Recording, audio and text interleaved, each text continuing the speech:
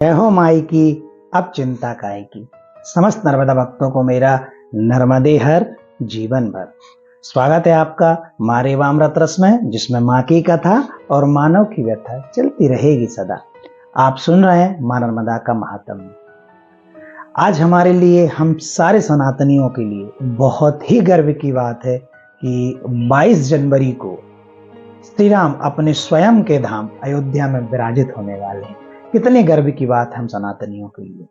श्री राम अपने स्वयं के धाम अयोध्या में विराजित होने वाले। प्रभु श्री राम का अवतरण इस धरा पर त्रेता युग में हुआ था, फिर द्वापर में श्री कृष्ण जी का हुआ। लेकिन क्या हमको इस बात का पता है कि प्रभु श्री राम का अवतरण त्रेता युग में हुआ था, लेकिन जो राम कथा है उसकी रचना सतयुग में की जा चुकी थी। अब त्रेता में अवतरण हुआ और सतयुग में राम कथा की रचना हो गई। किसने की थी?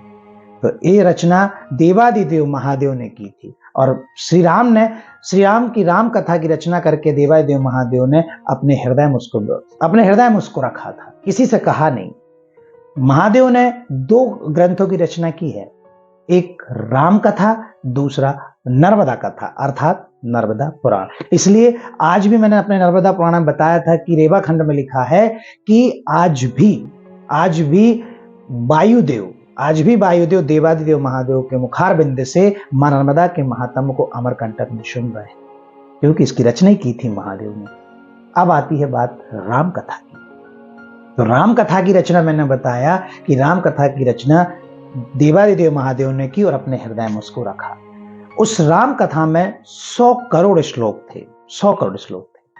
अब माता पार्वती उनकी अर्धांगिनी। अब उनको तो ज्ञान हो गया इस बात का कि देवादिदेव महादेव ने राम कथा की रचना कर ली और अपने हृदय में रखा हुआ है, लेकिन उन्होंने कहा किसी से नहीं।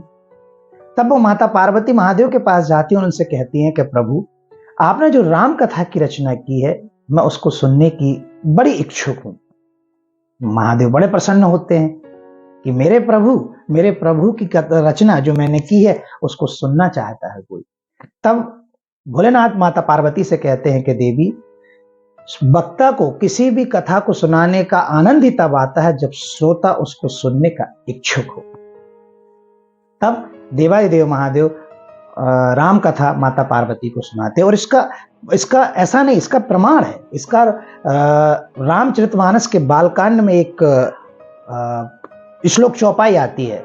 शिव प्रिय में कल सहल सुतासी, सकल सिद्धि सुख संपत्ति राशि।